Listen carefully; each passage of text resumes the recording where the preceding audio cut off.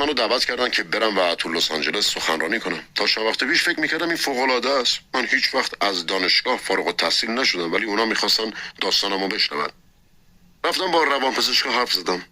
وسط سخنرانی با پررویی گفتم آقایون و خانوما بذارید بهتون میگم که به نظر من چه چیزی بیشتر از همه ذهنو به هم میریزه.